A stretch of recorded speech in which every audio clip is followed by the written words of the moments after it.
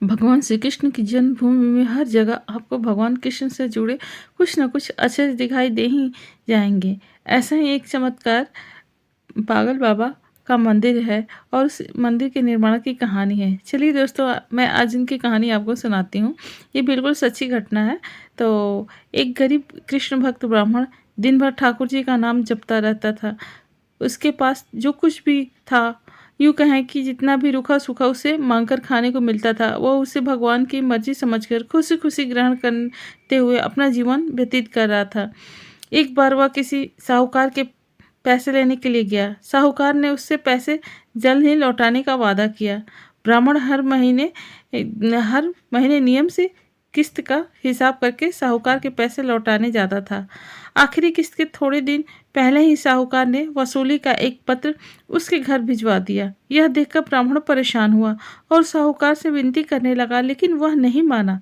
मामला अदालत में पहुंचा। ब्राह्मण ने जज नीलानंद ठाकुर से अनुरोध करते हुए कहा कि एक किस्त के अलावा उसने साहूकार का सारा कर्ज अदा कर दिया है। यह साहूकार झूठ बोल रहा है। यह सुनकर साहूकार ने क्रोधित होकर दलील दी कि उसने कोई गलत व्यवहार नहीं किया है। जिस किसी के भी सामने आरोपी ने इन धन लौटाया हो, उसे अदालत में पेश किया जाए। इतना सुनकर ब्राह्मण सोच में डूब गया कि क्योंकि उसका कोई भी गवाह नहीं था। ब्राह्मण को भगवान की याद आई और वह गवाह के रूप में उसे भगवान कृष्ण का नाम लिया। यह सुनकर पहले तो जज कुछ अचंभित हुए, फिर उनका पता मांग लिया। ब्राह्मण के कहने पर एक नोटिस बांके बिहारी जी के मंदिर में भेज दिया गया। पेशी की अगली तारीख पर एक बूढ़ा आदमी कोर्ट में पेश हुआ और ब्राह्मण की तरफ से गवाही देते हुए बोला कि जब ब्राह्मण साहूकार के पैसे लौटाया था, तब मैं उसके साथ ही होता था। बूढ़े आदमी ने रकम वापस करने की हर तारीख को कोर्ट में मुंहजबानी बताया, जैसे उसे सब कुछ एक एक तारीख के हिसाब से याद हो। साहूकार के खाते में भी बूढ़े आदमी का द्वारा बताई गई रकम की राशि तारीख की सही निकली।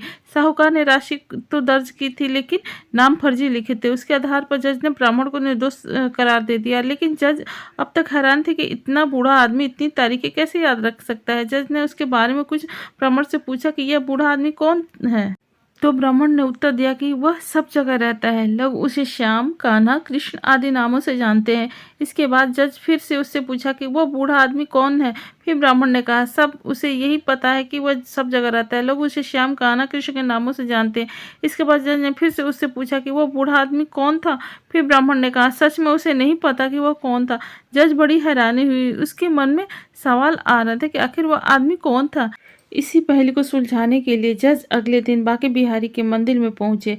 वह जानना चाहते थे कि आखिर बीते दिन जो आदमी अदालत में आया था वह कौन था। मंदिर के पुजारी जब जज से पूछा तो उन्होंने बताया कि वो जो भी चिट्ठी पत्री यहाँ आती है उसे भगवान के चरणों में रख दिया जाता है। जज साहब उस बूढ़े आदमी के बारे में पूछा, लेकिन पुजारी ने कहा ऐसा कोई भी आदमी यहाँ नहीं रहता। ये सब बातें सुनने के बाद जज को लगा कि वह श्री कृष्ण ही रहे होंगे। इस घटना का जज पर इतना असर पड़ा कि उन्होंने अपने पद से इस्तीफा दे दिया और घर परिवार भी छोड़ दिया और स्वयं एक संत बन गया। स्थानीय लोगों का मानना है कि बहुत सालों बाद वह जज पागल बाबा के नाम से वृंदावन में लौटे और उन्होंने पागल बाबा मंदिर का निर्माण कराया। तब से यह मंदिर पागल बाबा मंदिर के नाम से प्रसिद्ध है। वह श्री कृष्ण को ढूंढने के लिए इतने अधीर हो गए कि अपनी शुद्ध बुद्ध खो बैठे। इस घटना ने उन्हें पागल सा कर दिया था। उसके बाद वह जिस किसी भंडारे में जाते थे, वहाँ से पत्तलों की जूठन उठाते थे और उसमें से आधा जूठन ठाकुर जी को अर्पित करते थे और आधा खुद खाते थे। उन्हें ऐसा करते देख लोग उनके खिलाफ हो गए और लोगों ने उन्हें मारना पीटना भी शुरू कर दिया था।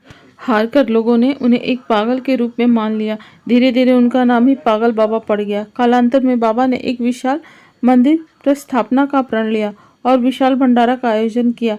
अपार जन समूह उमड़ा, लेकिन बाबा का भंडारा खाली होने का नाम ही नहीं ले रहा था।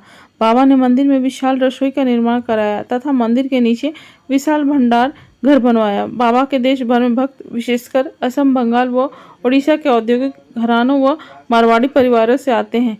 बाबा मूल रूप से सापटग्राम, असम से थे और वहाँ भी उनका एक विशाल मंदिर है। तो दोस्तों, अगर आपको कहानी ये अच्छी लगी तो अपना सपोर्ट जरूर बनाइए। Thank you.